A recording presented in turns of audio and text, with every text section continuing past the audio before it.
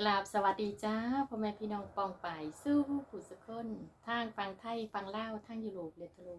มื้อนี้คุณแม่ไม่ดีสาวอีสานกินแซ่บสิมาส่วนพี่ส่วนน้องกินปีกไก่ทอดน้ำปลานะคะไข่ต้มซุปเขือแล้วก็ข้าวเหนียว1ฮ้อนๆคือเก่าจ้ะพี่น้องจ้ามาด้วยจ้ะเด้อมื้อนี้ก็ตามคำแนะนำนะคะจะลองกินซุปบะเขือกับไข่ต้มเพิ่นว่าเข้ากันแซ่บซั่นน่ะมาเลยจ้ะเด้อพี่น้องจ้าส่วนสุผู้สุคนเด้อจ้ะเด้อ ก่อนกินแม่ก็ขออาราธนาพรสิ่งศักดิ์สิทธิ์ทั่วสากลโลกดลบันดาลให้เพื่อนๆทุกๆท่านพร้อมครอบครัวมีแต่ความสุขความเจริญสุขภาพแข็งแรงร่ำๆรวยๆเจริญในหน้าที่การงานยิ่งขึ้นไปปลอดภัยจากโรคภัยไข้เจ็บทั้งหลายทั้งมวลรวยๆยิ่งด้วยพี่น้องเด้อสาธุสาธุจ้าผิดพลาดประการใดก็กราบขอโทษขออภัยอย่างสูงด้วยจ้าเด้อ Good morning good afternoon good evening my dear friend everyone everywhere today Mary eat spicy eggplants and sticky like chicken fry broiled so yummy wanna join with me my dear friend thank you for your comments thank you for your support me please subscribe like and share my video thank you so much love you all my dear friend ก่อนกินแม่กะฝากกดติดตามกดไลค์กดแชร์เป็นกำลังใจให้ในด้วยจ้าเด้อกินเลยเนาะ เพื่อเป็นการเสียเวลาขอบคุณหลายจ้าเอาอย่างก่อนข้าวเหนียวนะพี่น้องค่ะจบข้าวเหนียวกันเลย ซุปมะเขือจ้าพี่น้องจ้ามื้อนี้กินกับไข่ต้มนะคะซุปมะเขือเผ็ดๆแซ่บๆเลยจ้า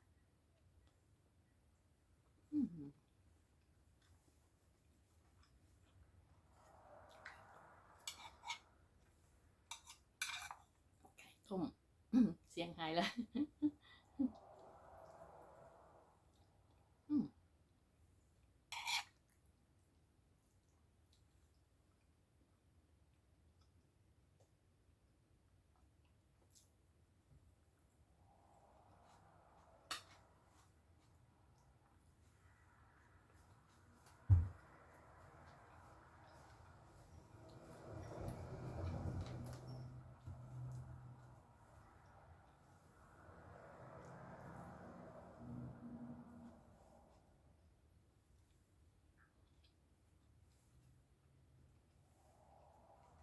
ปีกไก่ทอดน้ำปลาหอมๆเลยจ้ะ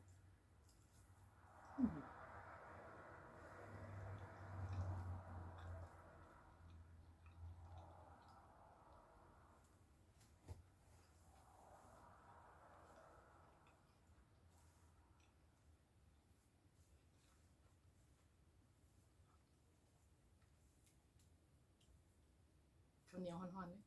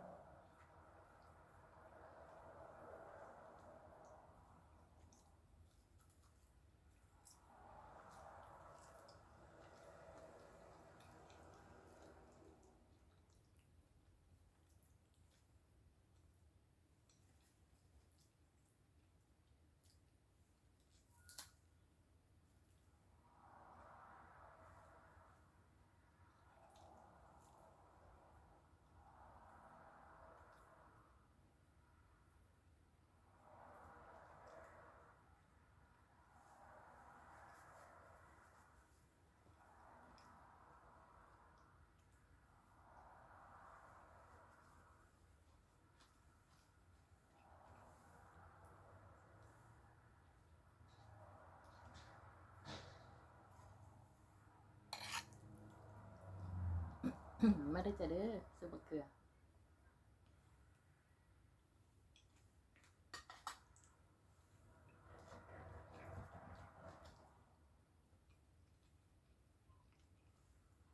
ไข่ต้มปีกไก่หอมๆเลยจ้ะ